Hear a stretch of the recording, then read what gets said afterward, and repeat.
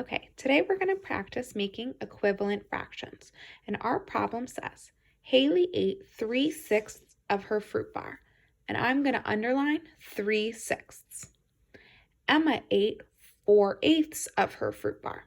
So I'll underline 4/8, which is the same size. Who ate more of their fruit bar? So the first thing I'm going to do is shade in the parts of the fruit bar that both girls ate. So I know that Haley ate 3/6 of her fruit bar, so I'm going to color in 3 pieces here. 1, 2, 3.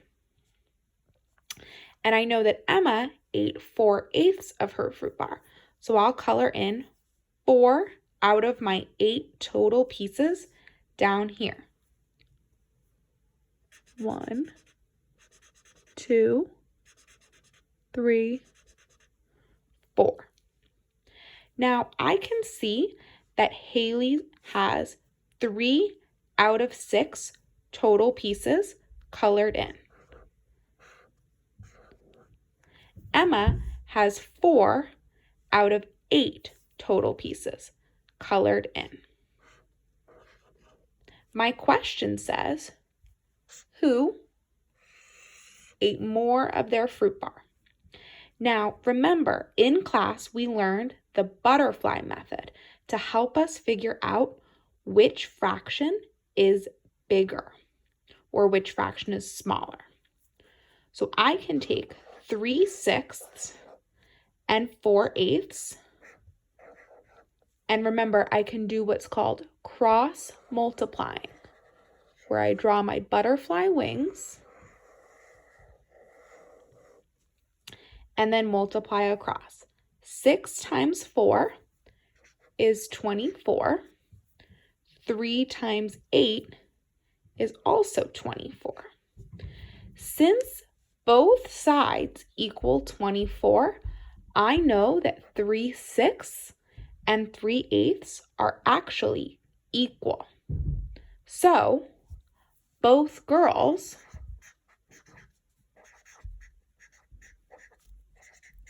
ate the same amount of fruit.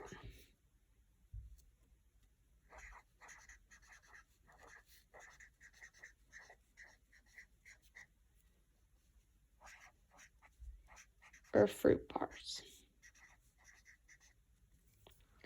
Now, that's how you find equivalent fractions using the butterfly method when you're given 2 different fractions. But what happens if you don't know the second denominator or numerator? Well, I'm going to show you.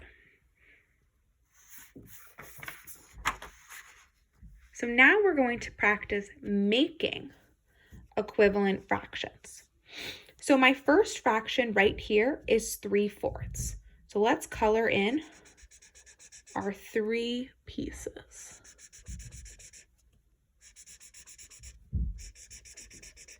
Out of our 4 total. Now, when I'm making equivalent fractions and I don't know my next numerator or denominator, I can multiply my current fraction by the same number on both the top and the bottom. So for example, I could multiply the 3 by 2 and the 4 by 2. I multiply my numerator and my denominator by the same number. 3 times 2 gives me 6, and 4 times 2 gives me 8. Okay, now I'm going to make 6/8. So I need to make 8 equal pieces. That's 4, 6, and 8. And I want to color in 6 pieces because 6 is my numerator. 1, 2, 3, 4, 5, and 6.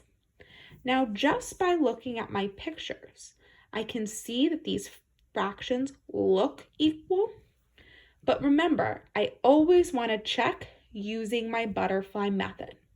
So I have 3/4 and my new fraction, 6/8. And again, I make my butterfly wings.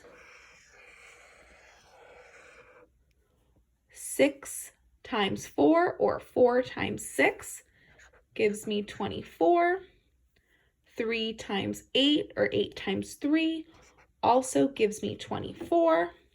Since both sides are equal, I know that I have made an equivalent fraction that works. All right, time to head on to IXL and practice making equivalent fractions.